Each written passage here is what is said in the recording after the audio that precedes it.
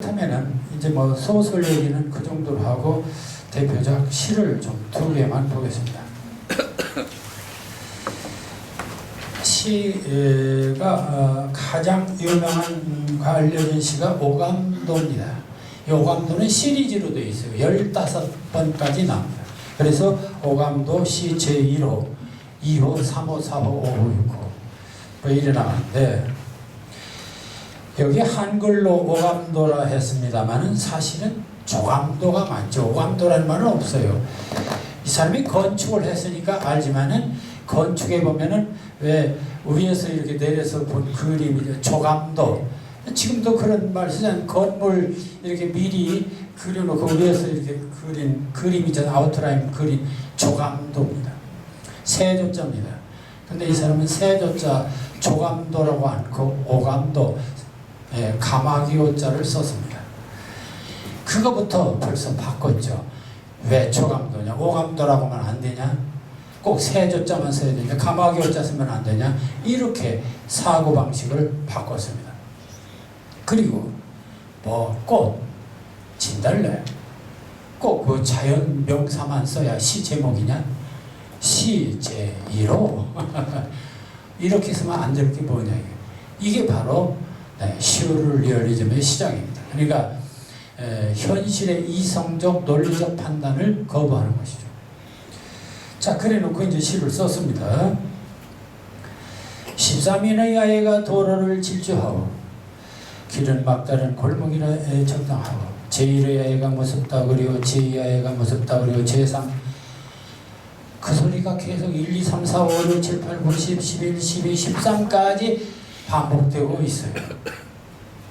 그러더니 13인의 아이는 무서운 아이와 무서워하는 아이와 그렇게 뻔무였어. 다른 사장은 없는 것이 차라리 나았어. 그 중에 1인 아이에게 무서운 아이라도 줬어. 그 중에 2인의 아이가 무서운 아이라도 줬어. 그 중에 2인의 아이가 무서워하는 아이라도 줬어. 그 중에 1인 아이가 무서워하는 아이라도 줬어. 길은 뚫린 골목이라도 적당하고 13인은 아이가 도로를 질주하지 아니하여도 줬어. 우리는 김소월이라든지 산에는 꽃 피는 꽃이 피는 가을 봄 여름씩 꽃이 피는 산에서 피는 꽃이 저만큼 혼자서 피어있네. 산에서 피는 꽃은. 자, 이래서 우리는 아무리 시를 상상적으로 쓴다 하더라도 문장은 엄연히 문법에 맞아야 되지 않느냐. 이게 우리들의 상식입니다. 근데 이 사람은 띄어쓰기도 포기하고 그뿐 아니라 이게 무슨 장난인지 뭔지 이르야 애가 무서워하고 뭐 이렇게 쭉 반복을 했어요. 그러니 이게 뭔 짓이냐 하는 것입니다. 그 원래 사실은 이 30회를 연재하려고 했다가 하도 독자들이 욕하고 막 난리를 쳐서 15회로 중단했다. 그런 얘기입니다.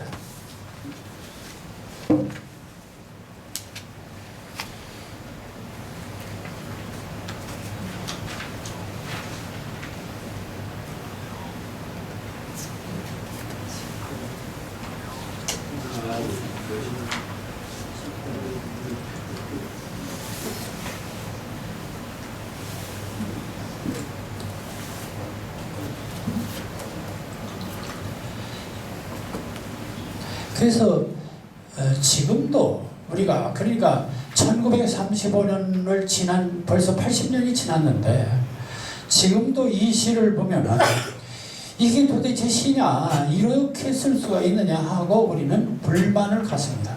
하물며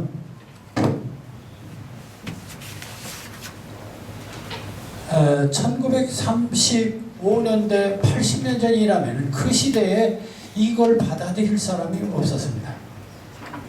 그만큼 이 시에 대해서 그 시대 사람들은 이해할 수가 없었습니다. 근데 우리는 이것을 한번 기억해야 됩니다.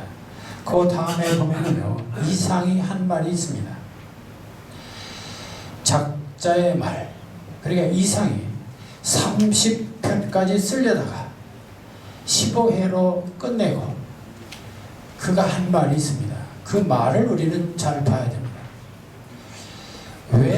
미쳤다고들 그러는지 대체 우리는 남보다 수십 년씩 떨어지고도 마음 놓고 지낼 작정이냐? 다시 말하면 이 조현실 주인이 자의식의 문학은 이미 서양에서는 30년 전에 이미 다 하던 거예요. 미술도 그렇고 다른 음악도 그렇고 이미 다 했어요.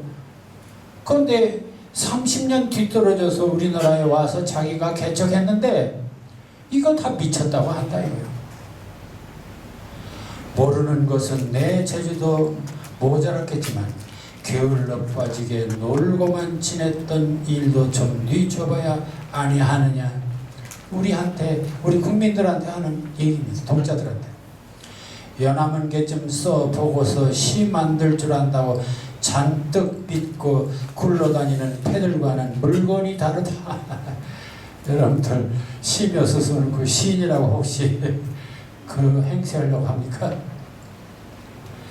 2000점에서 30점을 고르는데 땀을 흘려. 내가 이 30편을 선정하는데 2000점에서 나는 골랐다 이거요. 31년, 32년 일에서 용대가리를 딱 꺼내놓고 하도 들려하다네. 배암꼬라지커녕 쥐꼬라지도 못 달고 그냥 두니 서운하다. 그러니까 자기는 정말 용대가리를 한번 내놓으려고 했는데 쥐꼬라지도 못 내놓고 끝내니 서운하다 이거예요. 이게 바로 이상의 소감이었습니다. 자, 이 시 정말 우스운 시인가? 아닙니다. 그래서 다시 작품을 여러분들 봐야겠습니다. 해설을 볼 필요 없고, 아까도 얘기했지만 이 시는 13인의 아이가 도로를 질주한다 그랬습니다. 왜 하필 13이야? 네, 그 시절에 우리나라 도가 13도였습니다. 예수님이 제자들하고 합성한 게 13명이 있습니다. 왜 13일까? 여러분들 이 시가 그냥 장난기로 쓴 게 아닙니다. 이 시는 굉장히 조직적입니다. 그러니까 우리가 초현실주의, 그러니까 이상, 그 뭐 볼 것 없어, 그 뭐 말도 같지 않은 소리야, 이렇게 하면 정말 무식한 겁니다. 이 시는 결코 무식한 시도 아니고 말장난이 아닙니다. 굉장히 조직적입니다. 자, 13인의 아이가 도로를 질주합니다. 이 13이라는 숫자가 굉장히 여러분들 시어의 중요한 점은 1대1의 개념어가 아닙니다. 그 속에 깊은 뜻이 있어야 돼요. 다양한 의미가 있어야 됩니다. 그게 시어의 장점입니다.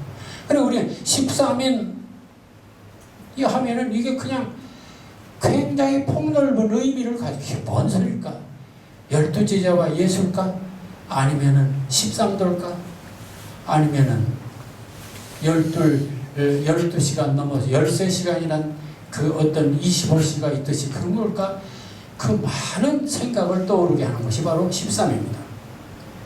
거기다가 아해가 도로를 질주하면, 아해요. 어른도 아니고 아해입니다. 그럼 왜 하필 아해라고 했을까? 이것도 이상하지 않습니까? 아해는 무슨 뜻일까? 그럼 도로를 질주한다 했습니다. 도로? 그럼 도로는 또 무엇일까? 이런 문제들을 제기합니다. 따라서 이 13위는 그 당시 한국의 어떤 역사적 사정일 수도 있습니다. 그런데 아해라고 했습니다. 미성숙한 존재들. 그러니까 이 13은 인류 전체일 수도 있습니다. 무식한 어린 놈들이 지금 질주하고 있다. 그렇게 할 수도 있고, 어리석은 백성들이 질주하고, 도로를 질주합니다. 지금도 빨리빨리 그러죠. 예, 그냥 걸어가는 게 아니에요. 모두 질주, 다 미쳤어요. 정신없이 질주합니다. 그러니까 이 한마디가 우스운 것 같지만은 이 속에는 굉장히 깊은 뜻을 갖고 있습니다. 그러면서 첫째 아이도, 둘째 아이도, 셋째 아이도, 넷째 아이도, 13째 아이까지 다 무서워하는 거예요. 그럼 그 사회가 어떤 사회입니까? 대단히 무서운 사회입니다. 한마디만 했으면 그렇게 무섭지가 않죠. 근데 2마디, 3마디, 4마디 하니까 이건 완전히 무서운 걸로 덮여버렸어요. 이게 바로 리듬의 효과일 수 있죠. 여러분들 요즘 아이돌 그룹들의 노래들을 아마 보고 있을 거예요. 저는요 요즘 아이들의 그룹들의 가사를 보면은 이상의 오감도 생각이 납니다. 아이돌 그룹의 노래를 한번 보세요. 그 가사를 보세요. 몇 마디 없어요.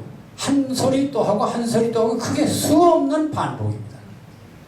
그게 요즘 유명한 노래라는 거예요. 이게 유명한 노래. 그렇게 안 하면은 이거 필이 안 와. 안 그렇습니까? 요즘 어린아이들 노래 한번 보세요. 가사를 보면은 그 집단 아이들의 춤추고 노래하는 거 보면 가사가 계속 반복인데 이거 오감도는 저리가 나요. 그러니까 이미 그러한 그 반복적인 가사의 효과 이게 이미 이상이 시도했던 것이죠. 그리고 이런 것들이 결국은 이 무섭다는 이런 표현에서 그 얼마나 자 그런데 재미있는 것은 다 무서워하는 것만 있는 게 아니라 그 다음에 가서 막판에 가서 13인의 아해는 무서운 아해와 무서워하는 아해와 그렇게 모였다. 이렇게 했습니다. 처음에 무서운 아이들만 다 있는 줄 알았더니 무서워하는 아이들만 무섭다고 하는 아이들만 있는 줄 알았더니 무서운 아이도 있었다. 그럼 가해자와 피해자가 있는 거예요. 현실은 가해자와 피해자가 있어요. 그거 보면 우리 국민들이 일제 압박이라는 의미도 되게 있고요.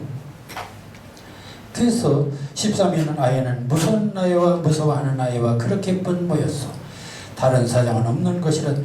그 중에 1인의 아이가 무서운 아이라고도 줬어. 그 중에 2인의 아이가 무서운 아이라도 줬어. 그런데 그 다음에는 그 중에 2인의 아이가 무서워하는 아이라도 결국 가해자와 피해자가 있는 세계입니다. 그런데 마지막에 뭐라고 했냐?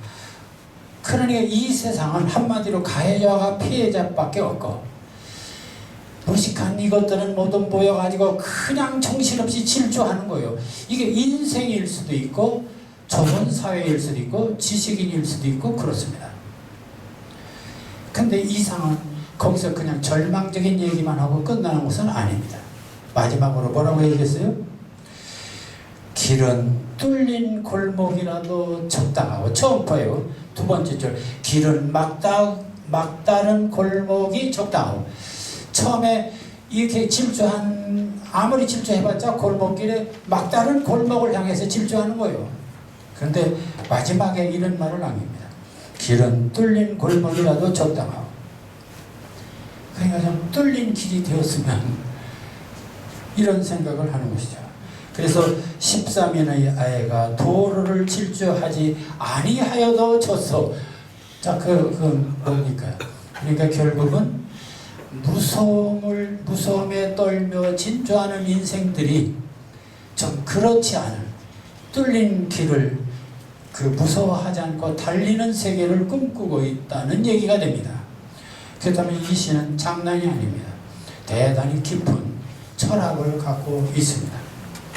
그리고 굉장히 아주 체계가 있는 그런 시입니다. 자, 그런 점에서 우리는 이상 우습게 봐서는 안 된다라는 얘기입니다. 백남준이 우습게 봐서는 안 되는 것처럼 이상을 우습게 봐서는 그게 천재 시이네요. 사실은 이 시대에 이렇게 쓸 수 있다는 거죠. 자, 그러면 그 다음 시를 봅시다. 거울이라는 시입니다. 자, 그래서 이상의 오감도를 정리할 때 이렇게 말합니다. 그리하여 오감도 시 제1호는 1930년대 식민지 지식의 암울한 분위기 안에서 막다른 골목을 질주하는 시대인들의 불안과 위기를 아이러니적 구조와 띄어쓰기조차 없이 빙빙 도는 것 같이 현기증 나는 속도감의 언어로 그려낸 1930년대 최고의 문제작일 뿐만 아니라 1930년대 경성이라는 시대와 공간을 뛰어넘어 이 시는 어느 시대에나 공감할 수 있는 인간 실존의 초감도다. 인간 실존의 초감도다. 될 수 있기에 한국 최고의 현대시라고 불릴 수 있을 것이다. 자, 이 점을 우리는 주목해야 된다는 것입니다. 시는 뭐 꼭 점잖게만 써야 되는 것은 아니죠. 자, 거울. 이 시는 뭐 거울, 우리가 거울 보면은 내가 있고 거울 속에 또 내가 있습니다. 그 속에 있는 나와는 다르죠. 얼굴은 같지만은 달라요. 이 다르다는 건 뭐냐? 그러니까 우리는 그렇지 않습니까? 늘 살면서 내가 본심은 이게 아닌데 뭐 이런 거. 그러니까 우리는 이중적인 삶이죠. 어쩔 수 없이 참 안 입고 와서 살지만은 내 본심은 이게 아닌데. 그러니까 이 말은 뭡니까? 현실적인 자아와 본질적인 자아가 괴리되어 있다. 나누어져 있는 존재. 이걸 발견한 것입니다. 이상이. 그래서 거울 속에는 소리가 없어. 저렇게까지 조용한 세상은 참 없을 것이오. 우리는 이 액면보고 거울에 소리가 없지. 거울이 무슨 소리가 날 게 있나. 조용할 수밖에. 이렇게만 해석하면 안 됩니다. 왜냐면은 거울 속에는 소리가 없어. 그러면 거울 밖은 어떻다는 얘기예요? 소리가 있어. 거울 밖에는 소란한데 거울 속에는 소리가 없어. 그럼 거울 속이 좋다는 거야? 거울 밖이 좋다는 거야? 거울 속이 진짜예요. 여기에 문제가 있습니다. 그러니까 이 묘미가 있습니다. 저렇게까지 조용한 세상은 참 없을 것이오. 그럼 거울 밖은 어때? 시끄러운 세상이에요. 그래서 이 거울 속에 있는 세상, 거울 속에 있는 나를 찾고자 하는 노력이 바로 이 시입니다. 그래, 인생들은 다 현실 속에서 참나를 잊어버리고 사는 거예요. 바로 이게 여기 있습니다. 거울 속에도 내게 귀가 있어. 거울 속에서도 그 참나는 무엇인가 들을 수 있어요. 거울 속에는 내 말을 못 알아듣는 딱한 귀가 2개나 있어. 밖에서는 나는 못 들어. 현재와 나와는 그 안에 본질적인 나하고는 불통해요. 서로 소통이 안 돼요. 거울 속에 나는 왼손잡이요. 거기서 또 문제가 됩니다. 거울 속에 나와 비슷한 것 같지만 거울 속의 본질적인 나와 현실적인 나는 달라요. 손이 벌써 달라. 거울이 아니었던들 내가 어찌 거울 속의 나를 만나보기만이라도 했겠어. 이 거울이 아니었으면 내가 지금 본질적인 나와 떨어져 있다는 것을 어떻게 알았겠습니까? 바로 그런 얘기입니다.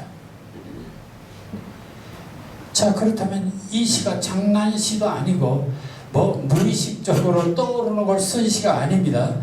굉장히 의식적으로 쓴 시입니다. 이거. 거울 속에 나는 왼손잡이요 내 악수를 받아줄 줄 모르는 악수를 모르는 왼손잡이. 다시 했습니다. 그 얘기는 거울 속에는 본질적인 나와 현실적인 나가 너무나 떨어져 있다는 얘기를 강조한 것이죠. 거울 때문에 나는 거울 속에 나를 만져보지 못하는 구려마는 일종의 그 칸막이가 있는 것처럼 나와 본질적인 나 사이에는 38선이 있는 거예요. 그 다음에 나는 지금 거울을 안 가졌소만은 거울 속에는 늘 거울 속에 내가 있어. 거울을 안 가졌으면은, 그러니까 내가 본질적인 나를 소유하지는 못했지만 내 마음속에 늘 거울을 그리는 그 본질적인 거울 속에 있는 나를 그리며 산다는 것이죠. 거울 속에 나는 참 나와는 반대요만은 거울 속에 있는 나와 현재의 내가 참 다른 것은 사실이지만 그래도 또 많이 닮은 부분도 있다. 나는 거울 속에 나를 근심하고 진찰할 수 없으니 폭섭섭하고. 자, 자, 나는 거울 속에 있는 나를 근심하고 진찰, 만져서 이렇게 직접 만질 수 없으니 참. 그러니까 거울 속에 있는 나를 직접 이렇게 만날 수는 없는 것이 참 섭섭하다. 그 바로 본질적인 나와 현실적인 나가 영원히 만날 수 없음에 대한 아쉬움을 얘기하고 있습니다. 그러니까 자세히 뜯어보면 헛소리도 아니고 굉장히 참 그 속에 굉장히 깊은 철학이 있는 시입니다. 그는 1939년대 독자들이 알 리가 없죠. 그러니까 뭐 이걸 그냥 미친놈으로 매도하고 말았던 것이죠. 아니 지금도 많은 사람들이 이상시하면 그거 볼 것도 없다 이렇게 생각을 합니다. 그러나 이상은 결코 정신병자도 아니고 그 시대로서 대단히 이 시대를 먼저 깨달은 천재적인 그런 시인이었다 하는 점이고 참 천재는 외롭다 하는 걸 다시 한번 느끼게 합니다. 그래서 마지막으로 저는 이런 말을 썼습니다. 인간은 거울을 통해 자신을 비춰보고 자신의 모습을 확인한다. 근데 이상은 거울에 비친 자신의 모습을 정반대라 하고 악수를 받을 줄 모르는 왼손잡이를 하며 현실의 나와는 전혀 단절된 존재라고 말한다. 이상의 거울은 나의 모습을 확인해주는 대상이 아니라 진정한 나와의 만남을 단절시키는 존재다. 거울을 축으로 하여 나는 분열되어 있는 것이다. 그러나 결국 마지막에는 뭐라고 했습니다. 섭섭하고 하는 말을 통해서 볼 때 진정한 내가 되기를 꿈꾸는 시입니다. 네, 그것은 아까 오감도 1호에서 13인의 나이가 모두 질주하지만 마지막은 질주하지 아니하여도 졌소가 그의 꿈입니다. 그럼 이상한 무조건 현실을 부정한 것이 아니라 보다 밝은 세상, 보다 본질적인 세상을 꿈꿨던 시인이었다 하는 걸 알 수가 있습니다. 자, 그래서 이상 얘기는 이 정도로 해서 마치겠습니다.